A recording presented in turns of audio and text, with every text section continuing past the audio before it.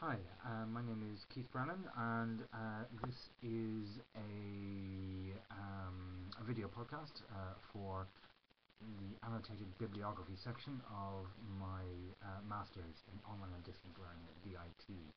And we're doing this Annotated Bibliography as part of our project to create an e-learning resource. And the one my team are creating is one to do with cloud computing, and my section deals with Google Hangout. And we're hosting the modules rather, on a wiki. The paper I'm going to be evaluating is evaluating the use of a wiki for collaborative learning by Feng and Chris Beaumont. It's published in Innovations in Education and Teaching International, volume 47, issue 4, pages 417 to 431.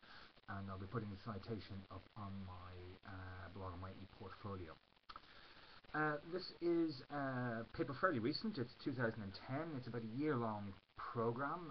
It's a paper on a year-long program. The students using a wiki are mainly IT students, and they are final year IT students using it as part of a university program. There's 47 students, so it's quite a small sample size, but there's some very interesting things for my project involved with it. They talk about the strengths and weaknesses of wikis, and they also talk about strategies for coping with weaknesses. And so I guess I'll run through those quickly. They initially used a wiki because it's free, is a large part of it. It's also flexible, and it's also content driven as opposed to time driven. So in a regular VLE, content that you posted tends to be listed chronologically, and the forums are nested, so it's very easy to lose threaded comments. But on a wiki, the content is displayed according to subject matter, so it's subject driven. In terms of collaborative work and collaborative learning, that's quite useful, I think. And they also chose it because they thought their students would be acquainted with and less nervous about worrying a wiki because of their experience with Wikipedia. And we're hoping something similar as well. Now, despite the fact that their students are final year IT students, they did initially express some difficulty in using the software. They found it difficult to locate specific pieces of information. They found it difficult to find pages.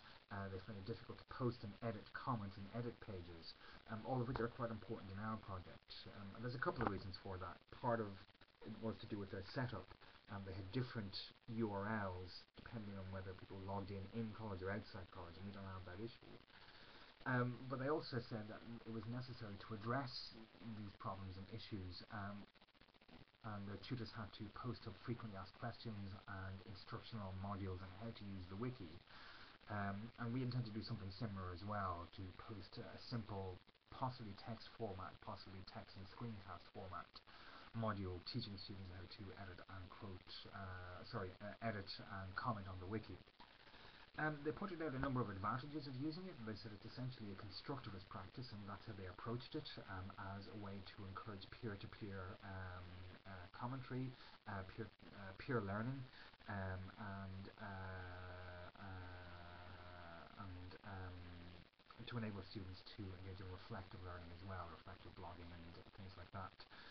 As the course went on, they had a couple of indicators that really was coming to pass. So I think at the beginning of the course, they had a questionnaire asking students how confident they felt in their ability to both give and accept constructive, useful criticism.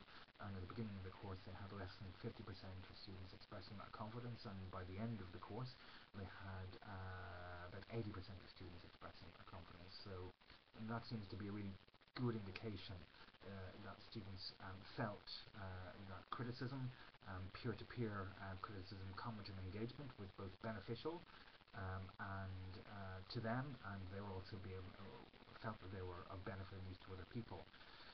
During the course, these people who wrote the paper made an interesting note, which was students tended to base their critical commentary on critical commentary they had observed coming from tutors. So they would read tutor feedback from a variety of different people, and to a variety of different people, and then they would base their criticisms on that form. They essentially use it as a model.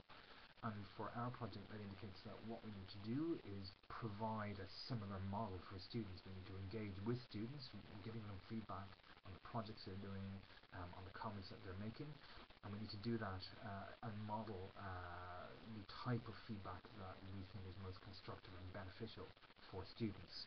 And I guess this models Bandura's idea that students will tend to mimic aspects of models and models' behaviour. So that's something very important to do. And they also stressed the importance of timeliness and also convenience. Students responded very well to receiving tutor feedback on the wiki. They found the convenience very, very handy. They didn't have to make appointments to go to offices and things like that. But timeliness and quick response is also noted as being key. Students seem to think that the more tutors engaged, the stronger they were likely to engage themselves to a certain degree, and the more that created a sense of community benefit, community spirit, and peer-to-peer learning. So that's also another reason to engage in that type of feedback ourselves. There were one or two other concerns that students voiced. There were concerns about vandalism of pages, and there were concerns about plagiarism. Plagiarism did occur twice in this program. One of the advantages of a wiki is that, according to the people writing the paper, is that traceability is very strong. So it's very easy to see what pages students have visited, how long they spent on those pages, where they've gone subsequently, what they've posted, what they've commented on. It's easy to trace plagiarism within the wiki. And that's precisely what they did in cases of plagiarism. And this throws up another interesting possibility, that a wiki with that traceability makes it fairly easy to track a user through the wiki and also through their progress in the course in general. So you can follow their posts, you can follow what they edit, you can follow their projects, you can see how much or how little they're accessing, you can see what type of feedback they're getting from other people, if any, if they're having problems there. You can see what type of feedback they're getting from tutors, and you can find people who are falling through the gaps, or you can find people who are having difficulty with particular areas, and you can address that with guidance and with targeted tasks. And that type of traceability and personalization is really, really important. They also suggested that a key part of the wiki experience was problematic. They expected a large take-up initially, and they had something like 39% of students in the first month posting comments. And of course, given the social and socialization nature of collaborative learning in a wiki, that engagement is really important. We thought ourselves in our project, this is going to be a significant problem. If we have that low a take-up on the wiki, then it's an issue in terms of student collaboration and peer criticism, commentary, and learning.